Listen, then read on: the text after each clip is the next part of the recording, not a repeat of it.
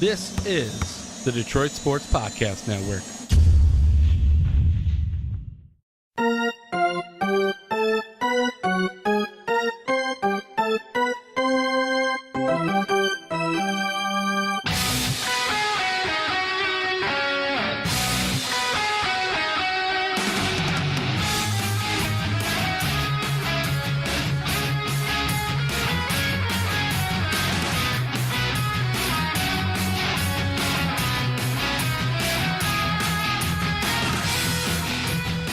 And welcome to a very special episode number 26 of Tigers Talk with Chirco and Company, only on the Detroit Sports Podcast Network, also hosted courtesy of DetroitSportsNation.com. Doc is alongside with me, the big boss, the podfather that is John Macaron. John, what's going on today?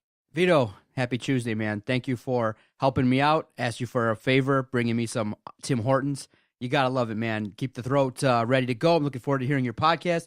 The ice cap is so good, man. Middle of the day. It just is so refreshing on a nice Tuesday afternoon. Get an ice cap. I'm looking forward to wrapping it with you about baseball, seeing what's going on in your world, and Tigers Talk podcast, man. Love being a part of it. Thank you. And we have a big guest from the Free Press, Brian Manzullo, the web sports editor for the Freep. A big man on campus there inside the offices of the lovely Detroit Free Press, downtown Detroit. He'll be on with me to chat about the Tigers, the signing of Justin Upton, Tigers moving up in the world, and get his Super Bowl opinions and takes as well on today's edition of Tigers Talk with Chirco. So for those who don't know, what refresh everyone's memories and tell them, what do you do over there at the Freep? I am a prep sports contributor, and I do a little bit of editing now, actually. Like, they'll give me some proofs, which are the original or like rough drafts of the paper, of the pages in the sports section to look over, and I look over that. I've actually given them some corrections, so I've impressed a little bit, I can say that much. Done some quality work in terms of that, and I've done some quality work in terms of the listings per day, and then the weekend listings as well, and then the master guide of local events that are located in the Detroit Free Press. Yeah, and again, you got your degree from UDM? UDM, Communication Studies, did a radio show there on campus, Chirco and Company. Now this is Tigers Talk with Chirco and Company, but I did that. I was a sports editor as well for the Varsity News, the campus newspaper at UDM, which is the University of Detroit Mercy, where you got your graduate studies degree from, and now you're practicing here, and so I think you loved it. I loved it there. I cover some basketball games now as well for the Freep. I've done that. And I've talked about that. It seems like ad nauseum, before on this podcast. But I love UDM hoops. I've been there to cover those games for the Freep too, and I've enjoyed doing that, giving my services in those ways, and hopefully more ways going forward too at the Free Press. All right, so now the Tigers had their annual Tigers Fest at Comerica Park. It was a great event. One year, I definitely want to get down there with my nephew now. He's huge in baseball, man. He loves it. On Sunday mornings, he likes to get up and practice for 3 hours out there at West Bloomfield High School. He's doing his thing. He loves it. No complaints. 5 years old, doing his thing. And next year, I want to take him to Tigers Fest. It's a great opportunity to meet everybody, to meet the new signings that the Tigers have signed during the offseason. And it's a fun atmosphere to hang out with the Tigers, kind of like the kickoff to the baseball year. But there was some news this year in that the Tigers, with the addition of Justin Upton, are starting to puff their chest out a little bit. They're starting to talk season predictions and what is it that they are looking to do in the 2016 season. Now, some of it could be a little bit PR, hyperbole, but they could, with some great play and some going through the year without too many injuries, they have a chance to have a successful year. But some of the Tigers players have come out and said this year is World Series or bust, and that should be the expectation for the 2016 Tigers. When you heard that, what was your reaction? Well, the Tigers are moving up in the world, no pun intended, with the addition of Justin Upton. And it was good to see him there. Justin Verlander talking about not only Justin Upton, but also Kate Upton, his girlfriend, the lovely Kate Upton. Who doesn't love her, right? But Justin Upton is the guy that I really love for this Tigers lineup. In the number 2 slot, probably, with the career OBP of 352. He'll be a great addition there atop the Tigers order. And he kind of jumpstarts what they can do in the middle of that order with that great production out of Cabby at number 3, JD or Vmart at number 4, and then the other guy at number 5. And then you got Castellanos at number 6 hitting in the Tigers order. So I like what they're doing there. But still, I have questions about the back end of the rotation and about their pen just being more consistently dominant and or productive at the back end of games. And I think it will be a strength, but I still have my concerns about the team after last year, the years before, with Dave D running the show, when the bullpen was miserable, abysmal, and the worst part of the Tigers ball club, and really what restricted them from winning a World Series title in 2013, in my opinion, as they blew that series against the Bo Sox. Big Poppy in Game 2 hit that grand slam, won the Red Sox the game. They didn't look back, and the Red Sox won that series in the ALCS in 2013. But anyways, to get to your point, a lot of chatter about this team actually winning it all. And you know what? There's been that chatter, though. Just maybe not as much going into last year. And as soon as the season started, after that 11-2 start, remember they had that fast start to the season. But after that occurred, they went downhill very quick and were 30, 20, 25 games below 500 at least after that point, it seemed like. And I think you can back me up by looking it up and fact-checking it. I think that is true. So the team wasn't as strong last year, was hurt, and didn't have as much depth. I like the depth on this team. And one of the reasons for that depth is now the addition of Justin Upton. He allows Cameron Maben to slide down. Goes, to be a platoon guy, a part-timer. Maben, same thing. Tyler Collins, same thing, who might be off the roster now. Avila's a nice part-timer utility man that can play the infield positions and the corner outfield spots of left and right, as he has done in the past for the Indians and the Bo Sox. Really can't hit, but those guys are bench guys. They don't have to hit a ton. Ghost, Maben, and Avila. So I like what they're doing here, adding depth. And remember, Justin Upton was a number 1 overall pick in 05 of the D-backs. And Kirk Gibson knows a lot about this guy, now a broadcaster for the Tigers, former bench coach for the Tigers, former bench coach of the D-backs, and then manager of the D-backs when Justin Upton was there in the desert playing for the D-backs and had that great 2011 season. Gibson was a manager of that team that went to the NLDS, lost to the Brew Crew, almost won it. But he managed and oversaw some of the best seasons of Justin Upton in his career. When he was a youngster, too, kind of led him through all that, through some of the stumbling blocks, the struggles of a young player coming up in the game, going into the league as this top-notch prospect, highly touted guy that has a lot of pressure, a lot of expectations going into his baseball career at the major league level. And Kirk Gibson knew all about it. He encountered these same expectations, same pressure. So it's good you have him on board, too, to kind of pick his brain. And Alan Trammell was the bench coach under Gibby in Arizona when Upton was there. But Gibson was all hyperbole, positive remarks about Upton at the point when Anthony Fennick interviewed him for this piece that I'm reading right here about how he really oversaw, like I said, Gibson, once again, the turning point in Upton's career. And he had to realize these expectations himself, as I was noting and or getting at. When he came up in the Tigers farm system, he was a highly touted guy as well, being picked in the first round out of MSU in 78. So I like how he has that experience dealing with them. Trammell does too, and Trammell's now a special assistant to the ball club under Al Avila. So I like how they can use their experiences with the man that is Justin Upton to maybe even get more out of him going forward. For a guy that's only 28, it might just be in the heyday, in the superior part, let's say, of his prime, Doc. Okay, so I know you're loving the addition of Justin Upton. You're liking the fact that Gibby has kind of come on board, even though they had a maybe a tumultuous past. But when you look at the Tigers, is your first thought World Series caliber? I mean, I feel like there's a little bit more question marks than we do have answers, because you're going to have this pitching staff at the front of the rotation stay healthy in terms of Justin Verlander, mid-30s now. You got Anibal Sanchez coming off of a season where he wasn't that solid. Jordan Zimmerman had good numbers, but again, it wasn't like he was lighting it up over there with the Nationals. So you have a lot of question marks, but you do see the potential with the Tigers. But I think in terms of expectations, as far as what I see and what I'm looking at, my expectations aren't for this team to win the World Series. I say the next stepping stone for them would be to get back to the World Series, and then maybe if everything falls into line, then you have a chance to win it. But initially, I think that the ceiling might be just getting to the playoffs and winning a round or two, because, there's a lot of question marks in terms of the back end of the bullpen, the back end of the rotation as well, the predominant right-handedness of the batting lineup. So you got a lot of question marks, and remember, when you have a boom or bust offense, everything has to be clicking, and solid pitching from time to time will outduel solid hitting. And so if the Tigers get to the playoffs, does everybody go into a slump all at the same time? Because you're going up against solid pitching in the playoffs, and it gets harder as each series comes along. So I just think that, I know it's, at Tigers Fest, and that's the kind of talk, but I just don't feel like, as we're sitting here now at the end of January, that this is a World Series team. Let's make this crystal clear. Here's my opinion. I made it known last week on the podcast, too. Let's win the darn division, the damn division first, right? The AL Central, and then let's worry about what we do in the playoffs, because as you've said in the past, they've had great rotations, great lineups. You brought up the lineup, going through slumps in the postseason, going in miserable, long-term, prolonged slumps where they can't even hit the ball and can't even hit the ball out of the infield. So this lineup still a little bit suspect at the bottom of it, the rotation at the back end and the bullpen at the back end. So right now, clear-cut division favorites, or at least contenders in the AL Central, but it's a tough league to get out of, to make the Fall Classic in. A lot of parity in the American League. up and down as you go from the AL West to the AL Central to the American League East, which should be improved. The American League East this year with the additions that the Bo Sox made. The Yankees are still there. The Rays are up and coming a little bit, it seems like, as well. The Blue Jays, remember, made the ALCS and lost to the Royals in the ALCS in 2015. So a lot of good teams, a lot of parity in the American League. That's why it's hyperbole and a little bit too much and far-fetched to say the Tigers now are instant World Series contenders and or favorites. And Anthony Fennick of the Free Press went so far to include that in a recent piece, that the addition of Justin Upton puts them over the top that much where they are legitimate World Series contenders now out of the American League. I do not believe in that. I think it's far-fetched and will not happen in 2016 for the Tigers. But winning the division, their chances right now are above 50%.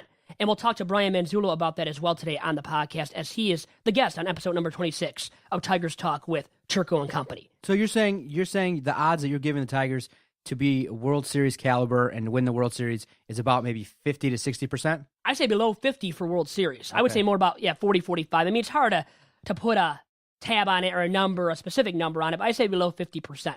But over 50% for winning the AL Central in 2016. And that's my take on that. Moving on to another topic I want to give my take on, and that is the signing, or you could label it re-signing, of Yoenis Cespedes by the New York Mets. And he got 3 years, $75 million in totality. Could have gotten 5 years, $110 million in totality from their divisional rival, Washington Nationals. So passed up some money to sign, re-up with the Mets for 3 more years. And it includes an opt-out after the first season in New York. Doc, I didn't like that, how he probably insisted on that opt-out after 1 year to get paid once again, more handsomely even maybe after this first year, and what will be his first full season in New York after playing the half season this past season in 2015 with the Mets, being huge down the stretch, getting MVP votes for his efforts. He was that clutch, that good for the Mets, and got them to the playoffs, and then helped them get to the Fall Classic before he got banged up and wasn't the same then and there. But for me, I don't like all these opt-outs. After 1 year, specifically, if you're opting out after 1 year, how is that right? How is that proper to your team, to your organization, to your employer? If we did that in our regular jobs, day-to-day professional jobs, in that kind of setting, outside of professional sports, we would get fired if we try to do that, try to renegotiate after every single year that we work at a certain place.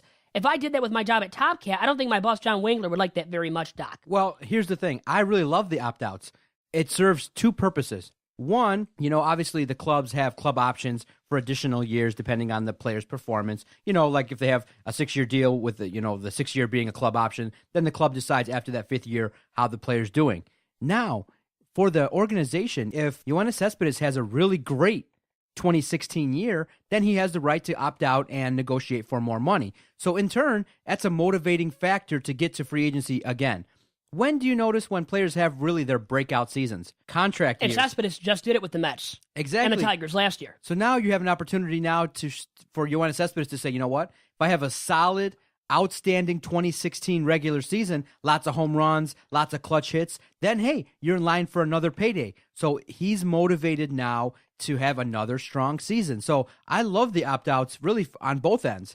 I love the fact that it's available, and I love the fact that the same thing with Justin Upton. He's got a 2-year opt-out. Well, that's 2 years. Now, when you give your employee an opt-out after 1 year, how about in this setting, that setting that you work in as a psychologist? Would you actually... Listen, you can't compare real-life situations to the athletes, but... Isn't that extreme, though, still in the professional setting to do that too? I think what these athletes and what these agents want is more time to negotiate. So that's why you get some guaranteed money, and he doesn't have to opt out. But it's win-win, because if he does have a great year, then he's in line for another big payday. And if he has a great year, that will likely contribute to the Mets probably having some strong success. And so I think it's win-win. I don't see a problem. I mean, if he has a big year and the Mets fall short of their goal of getting back to the World Series, again, trying to relive their success with 2015, then, you could say, okay, yeah, the control is now on the player's side. But I do believe that the opt-outs are great for sports in terms of allowing the player to have that motivating factor to have great success for your team. So I have no problem with it. I think it's great for Justin Upton. 2 years now, he's going to be motivated to really put up some good numbers so that in 2 years when he wants to opt out, then he can go, renegotiate his deals. That's what it's for. I mean, these athletes are in demand. And if you put up good numbers, why not, in any job, so we don't call it opt-outs, but that, people behind the scenes look for other jobs. It's not considered an opt-out, but what it is testing the market. It's saying, hey, what's out there? checking out to see, okay, are there psychology offices out there that are maybe paying a lot of money for services? And then you go, okay, compare that to another situation. And if you're in a job, all it is basically testing the waters, but not so formally. Now, here's a very significant note about the terms of that contract for Cespedes with the Mets. If he opts out, his 2016 salary would be $27.5 million in 2016. If he exercises his opt-out after 2016, it would be that much money. But now if he opts to remain in contract with the Mets, it's just $25 million. So It drops a little bit. So there is the incentive as well to opt out for Cespedes, not just him doing well, maybe even superbly. But let me talk about that a little bit too, about his production, what I think about it going forward, going into 2016 specifically. He had a contract year in 2015. I think he put up those great numbers in large part due to that, as you were getting at. So now I get it. He's incentivized, right? Motivated to do better now, even better in 2016 here with the Mets and his first full season there. But the thing is, I think he's bound to regress. I don't think he'll be nearly as good as 2015. Where Upton, another reason why Upton is a better solution for the Tigers and would have been for any ball club is that Upton, I think, is more bound, more prone to now improving, to taking that next step forward. For sure. So then, hey, if Cespedes doesn't have a great year, I don't opt out. I just take the guaranteed 25 and keep it rolling, baby. That's why it's win-win. You know, he signed a deal guaranteed for 3 years. He can opt out after one. So if he has a great year, opt out. Then they walk out, and the Mets walk out of it. If he doesn't do well, hands clean. If he opts out after a bad year, but you know what? He's going to remain in that contract if he has a poor season, which I could see happening more likely than another great campaign out of Cespedes. Or Upton, I believe, will have another all-star campaign. And when you compare the numbers over the last 3 years, the OPS and OPS pluses of Upton, better than Cespedes. Another reason why the Tigers chose Upton and made the right decision in choosing Upton over Cespedes. Yeah, if you imagine now, if you're a young 18-year-old, potentially speaking, you sign and you have some decent talent like a Bryce Harper. I know he's a once-in-a-generational type player, but imagine this. You're 18 years old and you're in the major leagues. You could sign a big deal at 22, 26, 30, and 34. 4 different huge contracts. So if you got supreme talent, why not have opportunities to even negotiate more times?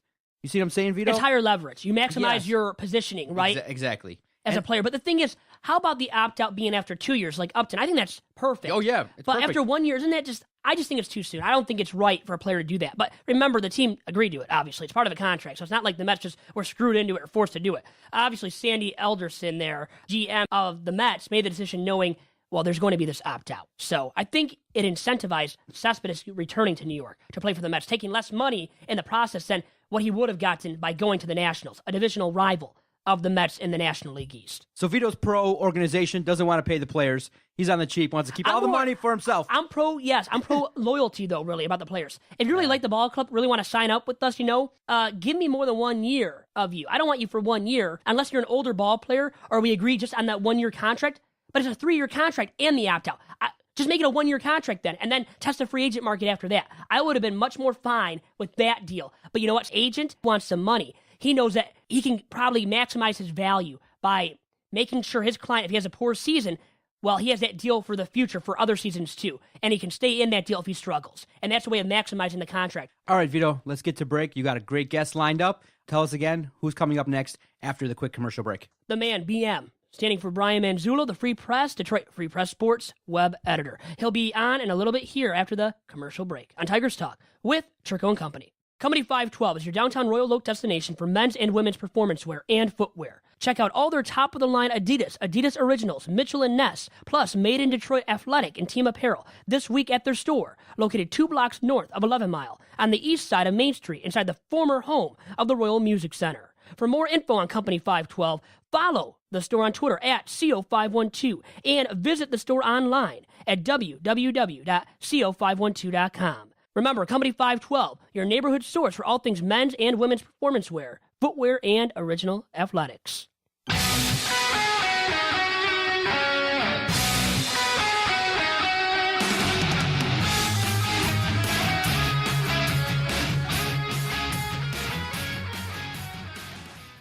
And now joining me on Tigers Talk with Chirco and Company is Mr. Brian Manzullo of the Detroit Free Press. Brian, what's going on today? Oh, not a whole lot. How about you? Not a whole lot here, just recording this podcast, and now joined by you on the line, lovely Brian Manzullo, and you're working right now, aren't you, inside the Free Press? I'm right in the middle of an afternoon shift here at the Freep Press on Tuesday. Yep. Well, let's get this rolling then. And Ryan, I know in your role as the Freep's web guy, you also handle the responsibility of social media moderator, which leads to some interesting back and forths at times. What have been some of the most interesting exchanges that you can share with us today, and how do you handle those who only serve the purpose of trolling the Free Press and its writers? Well, I mean, it's a different battle every week, every month. It's very interesting because I think with social media, it's a very double-edged sword. On one hand, you have these communication tools, particularly Facebook and Twitter, but also Instagram, Pinterest, and things of that nature. That it allows us more of an opportunity to communicate with our readers and also even with celebrities and athletes and recruits, and particularly recruiting. That's one of the bigger ones that we've been dealing with lately. But at the same time, you also have to deal with trolls. You have to deal with dissenting opinions and people who take cheap shots, attacks, and there's sometimes racist, sexist, things like that. It can get pretty ugly, particularly on Twitter, because people tend to hide behind a veil. It's a very public forum. Not many people have private accounts on there anymore, and it's definitely a balance. I personally, for me, I handle it in a way that I feel is transparent with my readers, and I try to keep the conversation as civil as possible. If somebody's personally attacking, I don't try to get into that, but sometimes I'll offer a little quip or something here and there. But it's definitely a challenge, and it's a very different dynamic when you're just dealing with a brand as well. And Brian, simply put, people feel empowered sitting behind a laptop. Oh yeah. And they showcase it on Twitter, on Facebook, all these other social media platforms too, as you were noting. I mean, yeah, that's I would describe that's a way, that's kind of what it's like.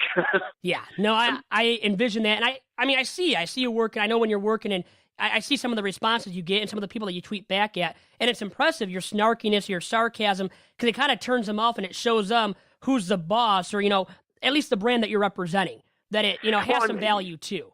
Yeah, I mean, I'm not really trying to show people who's the boss or anything. I think it's more like just I'm trying to get on ground level with people. I don't want them to I don't want them to necessarily feel like I'm in this ivory tower and I'm just talking down to them. But I think for us it's a way to kind of stay self-aware and to kind of step back a little bit and understand, we all make mistakes, that things happen, and we just try to talk with people, and we try to talk with them as human beings from one to the other, because I think people in general just tend to appreciate that. They tend to appreciate being heard.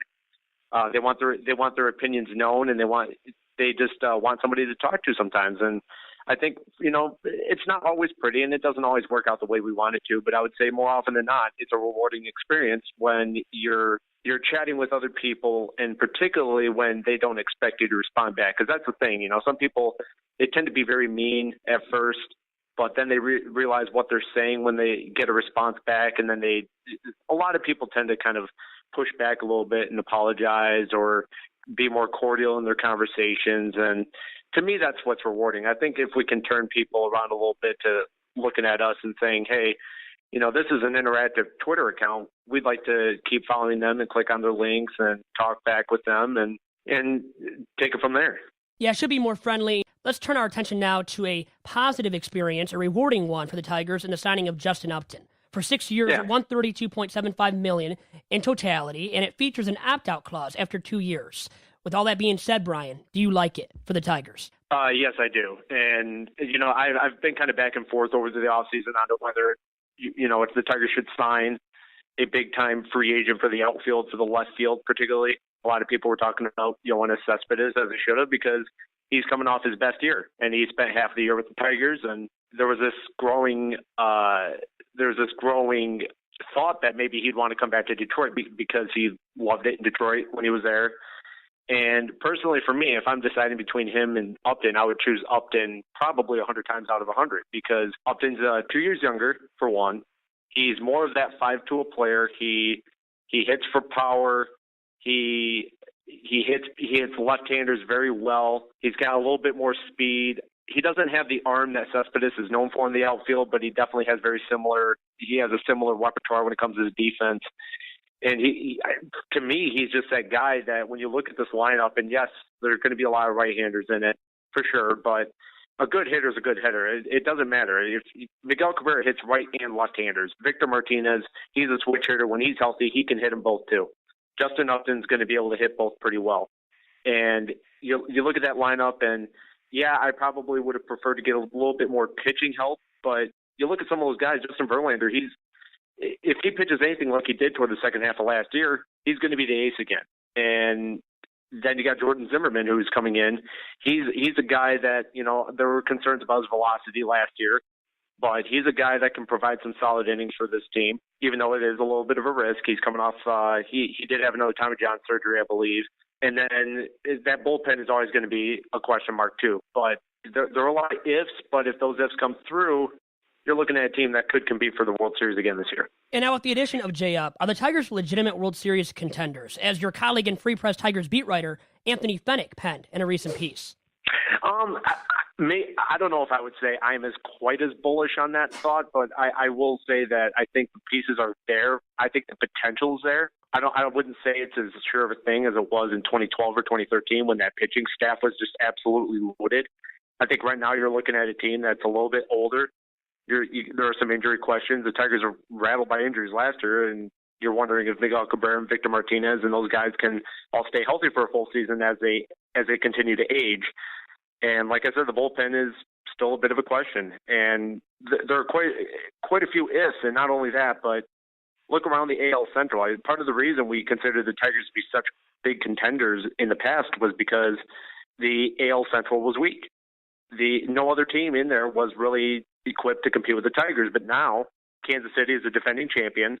They're going to be the favorite going into this year. Other teams such as the White Sox and Indians and even the Twins are all better now than they were 3 years ago, and they're all going to be competitive. So suddenly it's going to hinge a lot on some of those big-time pitching performances that the Tigers need. They're going to need guys like Justin Upton to come through. They're going to need the bottom half of that lineup. You're looking at guys like Castellanos. Can he take the next step? What about guys like Jose Iglesias? Is he going to be healthy going into this season? And things of that nature. A lot of things are going to have to come together. But like I said, if they do, yeah, I could absolutely see this team competing for a World Series.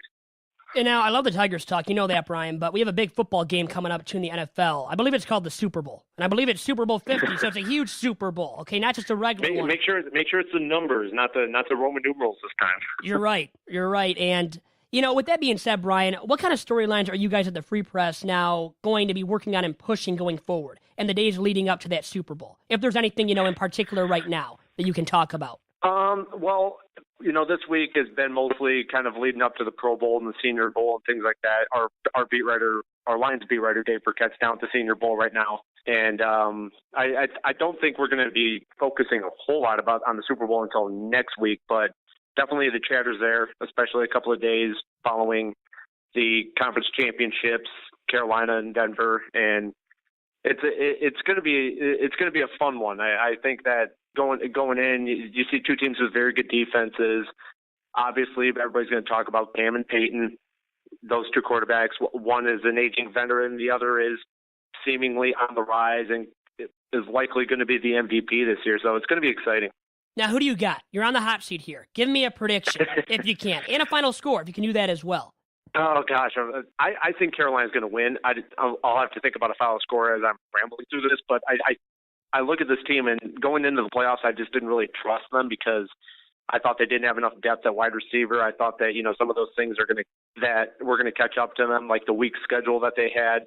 They had a very weak division, and I just couldn't see them competing with the likes of the Arizona Cardinals. I thought the Cardinals were the most complete team this year. I thought that they had everything going. They had the quarterback, they had the wide receivers, they had the emerging running back and rookie David Johnson, and then Carolina just smacked them. It wasn't even close. It was a complete domination, and suddenly we're starting to realize that this team, they won 17 games now for a reason. They are a tremendous football team. Cam Newton, to me, is the clear MVP. They have a great offensive line. They give him protection. Some of those receivers that are supposed to step up in place of Kelvin Benjamin, such as Devin Funchess, Greg Olsen at tight end. I mean, those guys have just been amazing all year. And that defense, and Luke Kuechly and some of those other guys, they're just wreaking havoc on opposing offenses, and it doesn't even matter how good they are. They're just I don't see how that changes against Denver. I think if they can get any sort of pressure on Peyton Manning, it's not even going to be close. You're going to see another. I don't know if I'd say a blowout, but I'd say at least a 2-score game, possibly 10 to 14 points. Maybe I'd go 31-17, or something like that. I think it's going to be that kind of game. But you never want to count Denver out, because I think the big difference this year compared to previous years is that Denver has the defense, the number one defense, I believe, in all of football. And if they can get to Cam Newton, and if they can find a way to contain him, even though he's going to be a different challenge than Tom Brady, that could make it interesting. But as of right now, I just don't see Carolina losing. So Cam Newton's a clear-cut MVP, as you noted, Brian. But the real topic is Cam Newton's dabbing. Do you like it or not, Brian? I love it. He's having fun. He's having a good time. And I don't see why anyone should dislike that, because this is the type of thing that we love to see. We love to see athletes have a good time. He's obviously not trying to be a show off. He's not trying to be a look at me kind of guy. That's just his personality. His teammates love him. They celebrate right there with him. I love the fact that after every touchdown, they give a ball to a little kid in the stands. That's a really nice touch, and I think it helps bring the fans closer together with their team. And that's just, to me, I don't know what the reason is, whether it's race or what it is, but I don't think anybody should be criticizing Cam Newton for having a good time. And it'd be one thing if he was doing it and he wasn't good. But, I mean, look at the way he's played this year. He's been the MVP without a doubt. He's doing more with less than any other player in the league. And he's got this team at 17-1 going into the Super Bowl, and he's playing his ass off against teams that are supposed to contain him. I mean, the Cardinals' defense is pretty good. He lit him up for 49 points. I think he has plenty of reason to celebrate, and I think he's earned it. And now, Brian, I'll let you go on this. It is Super Bowl 50, as we said, and 50 years from now, will we be able to say that the Lions made a Super Bowl and maybe even won a Super Bowl? To me, the bigger concern with football is going to be the concussions and the brain injuries and what comes out of that. But, I mean, the Lions, I know they just hired a new GM, Bob Quinn, and I think it's too early to say whether he's, the answer for this team. But, I mean, until I see otherwise, I have no reason to believe that the Lions are, going to compete for a Super Bowl. So, yeah, you know what? I mean, how can you really even believe right now in them? Even in the long-term future. I mean, you can't. You can't. With their past track record, you can't believe in the Lions at all. I agree with you. I mean, when we're talking about, 58 years has it been? 59 years now, maybe, since their last championship, and not reaching the Super Bowl once. I mean, like I said, until I see otherwise, I think there are definitely reasons to be encouraged. I think the front office sweep was encouraging. However, keeping Jim Caldwell was not. So I guess we'll see. We'll have to wait and see on that. And maybe when they make it to the Super Bowl, I'll have you back on the show. How about that, Brian? That might be a long time from now, but I can kind of promise you that. So with that, don't hold your breath. No, I won't. Trust me. And with that, Brian, I'll let you go here on Tigers Talk. You have a good one, and thank you very much for all the time. All right, thanks, man. Take care. All right, you too.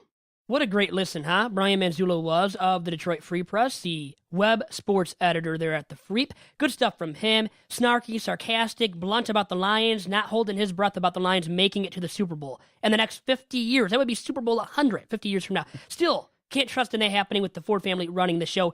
And if somebody else does even, you don't know, because the Lions have been that abysmal of a franchise.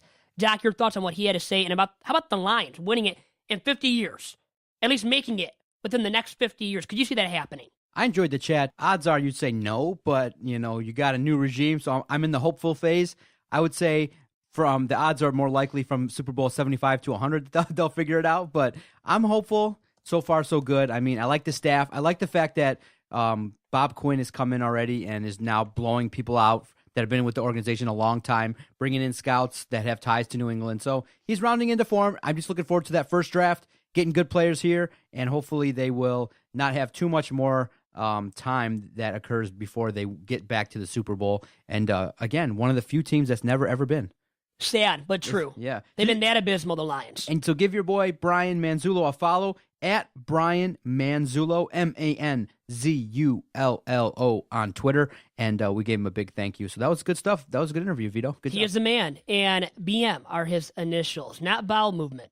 Brian Manzullo, just Brian Manzullo, flat out. And good stuff always from him, indeed. And he's a fan of Justin Upton. Also, again, see, I think most people, when they objectively look at it, they don't feel like the Tigers are going to go out there and win the World Series. I mean, you just have to kind of wait and see. So I know that's the goal, but I feel like this isn't the same team that's like on the trajectory. Remember now, they're coming off a year where they did not make the playoffs, so their stock is a little bit lower. You have to like teams like Kansas City. You have to like teams like, Anaheim and Texas out there. Now Boston, like you said. So there are other teams that are a little bit ahead of them. Teams like Toronto that can mash.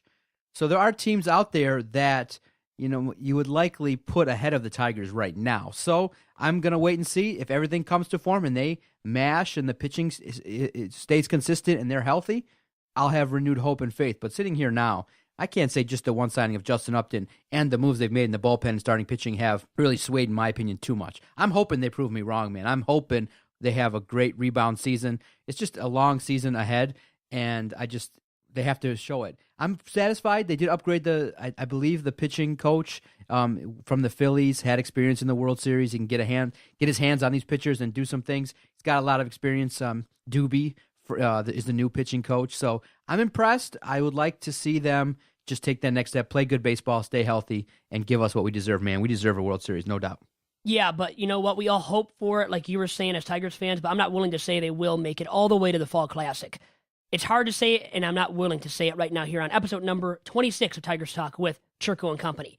And, Doc, I wanted to bring up the topic once again of Kirk Gibson, praising the arrival of Justin Upton to Motown.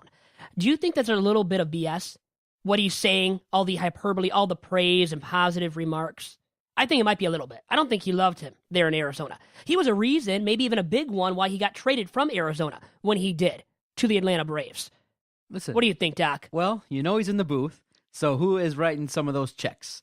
Fox Sports Detroit, the Tigers, obviously they're in a partnership, so obviously that he's not going to go out there and blast, Justin Upton. He's not going to. He's going to say the right thing. It's once again an example of, the biased, when you're part of a team, that team biased coach speak kind of. He's not the coach, but he's a team's broadcaster, so you're right. He has to say the right thing. That's saying the right thing what he did about Justin Upton. But I think deep down, he didn't like his stay there in Arizona. Well, obviously, he was dealt, so, And he was dealt because Kirk Gibson had a say, I believe, in getting him out of Arizona. So, sometimes it's just not a right fit. And so right now, the Tigers have a manager in place, and Adam and I talked about it on the Doc and Jock podcast.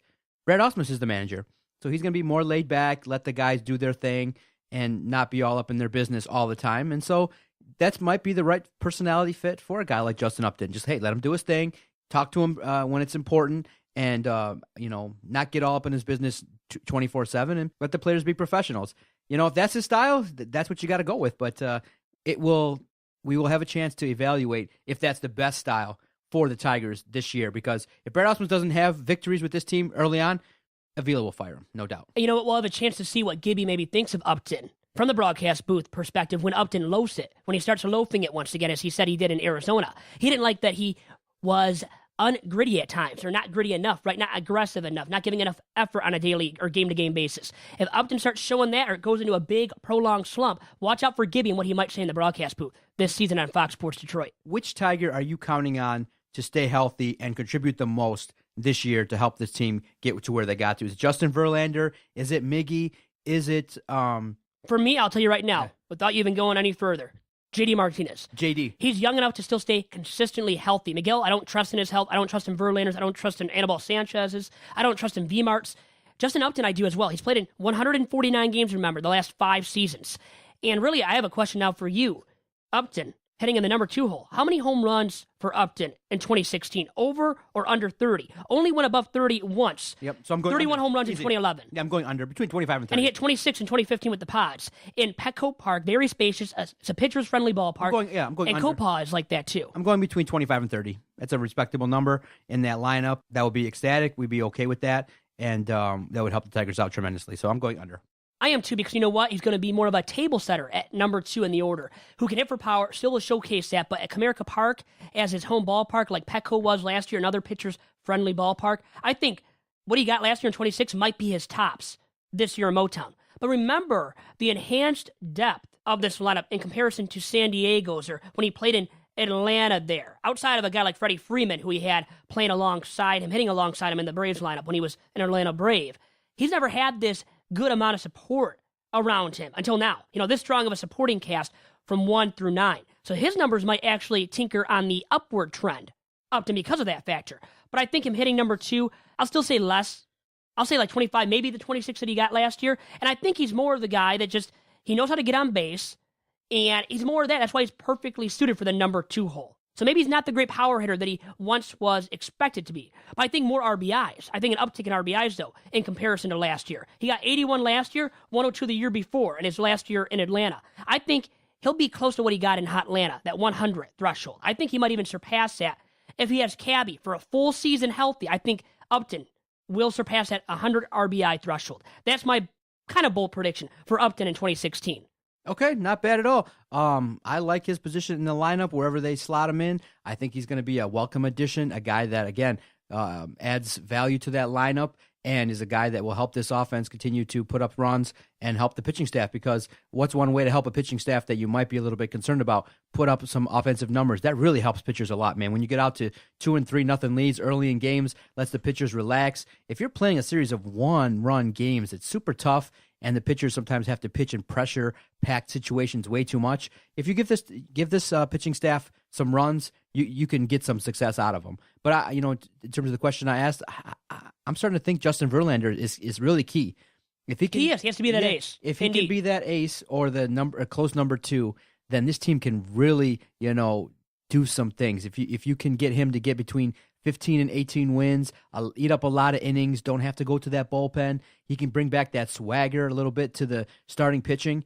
That second half of the year was a very impressive. And if you believe in momentum season to season, you would think that Justin Verlander is on the verge of maybe having a good run in early 2016. But again, what are his miles per hour going to look like?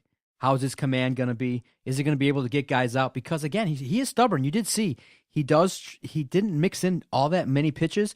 His stuff came back a little bit, but in those tough counts like 3-2, he's always willing to go back and rear back and try to throw those 94, 95 miles per hour fastballs. But more and more, if you paid attention last year, hitters are catching up to it. He's not 100% the guy that blows people away.